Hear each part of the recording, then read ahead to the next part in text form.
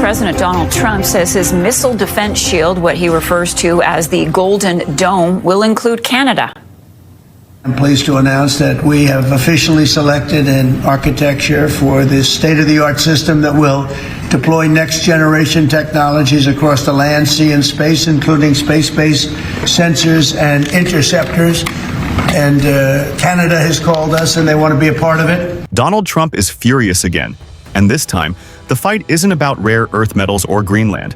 It's about missiles. High-tech, next-generation missiles that the United States military depends on to maintain its edge over rivals like Russia and China. Trump demanded that Canada step up, that Canada award U.S. defense contractors the lucrative missile contracts tied to new NATO defense plans. But Canada said no. And that refusal has left the Pentagon scrambling, humiliated on the global stage, and wondering how America lost leverage with its closest ally. Subscribe now to Traveling Vibes, the channel uncovering the hidden battles shaping America's future. This isn't just about weapons, it's about power, prestige, and the shifting balance inside NATO. For decades, America was the unquestioned leader. Washington set the terms, allies followed orders, and U.S. defense giants, Lockheed Martin, Raytheon, Boeing, scooped up the biggest contracts. But Canada's rejection signals something bigger. It shows that America's grip, even over its closest partners, is slipping. So what exactly happened? Let's break it down. NATO is undergoing its biggest military modernization since the Cold War. With Russia on the march and China flexing its power, member states are pouring billions into new defense systems. For Canada, that includes missile defense, interceptors, radar, and strike capabilities designed to protect North America and contribute to NATO's arsenal. Naturally, U.S. companies expected to win those contracts. Trump demanded it. He framed it as Canada's obligation. If America protects Canada under NATO, then Canada should buy American weapons. But Ottawa pushed back. Canadian leaders insisted on opening bids to European firms, particularly from France and Germany. They argued that Canada had the right to diversify its suppliers, that U.S. dominance was unhealthy, and that relying entirely on American missiles would limit Canadian independence. Behind closed doors, Canadian officials even suggested that Washington's demands were heavy-handed, a form of economic bullying dressed up as alliance politics. Trump's reaction was classic Trump: outrage. He declared that America should not be defending countries that refuse to buy American. At a rally, he thundered, "We pay for their defense, we keep them safe, and what do? They give missile contracts to Europe, not us. Canada is stabbing us in the back. The Pentagon is being humiliated." And to a large extent, he has a point. U.S. defense contractors had already geared up for the deals, lobbying Washington and preparing proposals. Pentagon officials assumed the contracts were guaranteed. When Canada refused, the shockwaves ran deep. Military insiders called it a wake-up call. One analyst admitted, "If Canada won't give America the contracts, who will?" This isn't just lost business, it's lost influence. But let's look at Canada's side. For Ottawa, the decision is strategic. Canada is tired of being seen as America's junior partner.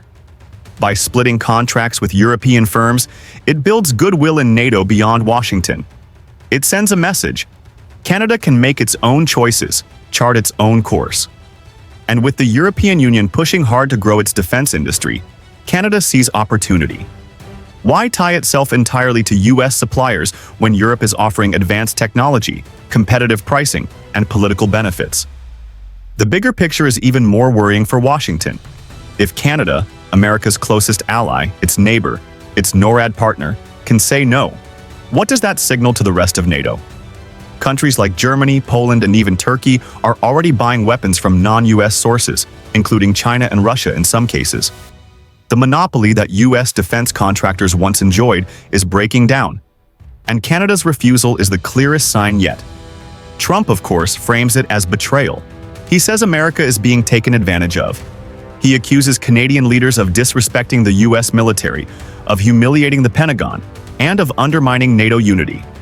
And his outrage resonates with millions of Americans who see allies as freeloaders, always taking U.S. protection without giving back. But the truth is more complicated.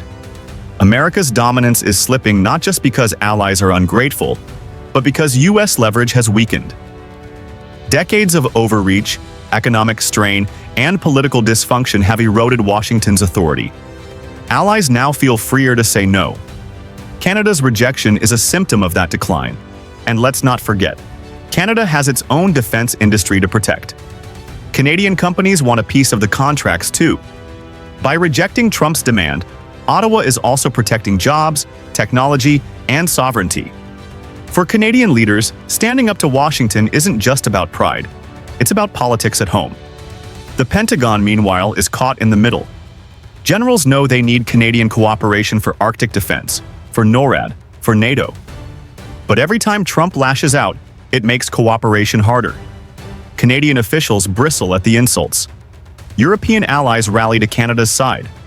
And the U.S. military, instead of projecting strength, looks divided and desperate.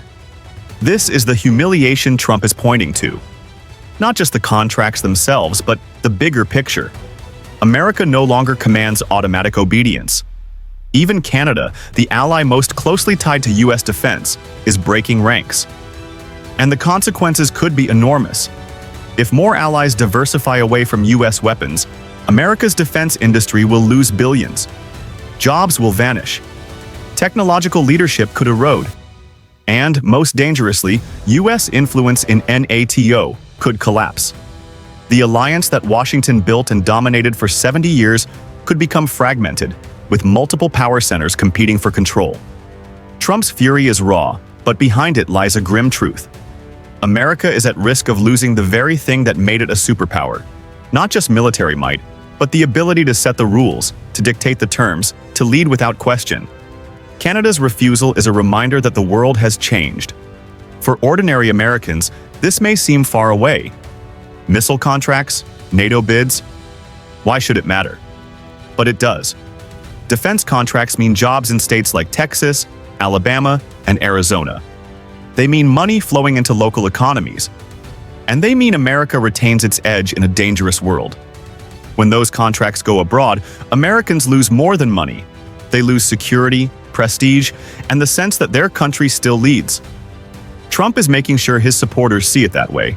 He's telling them this is proof that allies cannot be trusted, that America must always put itself first, and that weakness in Washington has allowed the Pentagon to be humiliated. And for millions who feel America slipping, that message hits hard. Canada, meanwhile, celebrates its independence. Denmark and other European nations cheer the move. And the world watches as the United States, once unquestioned, struggles to hold onto the role it long took for granted. Trump demanded the contracts. Canada refused.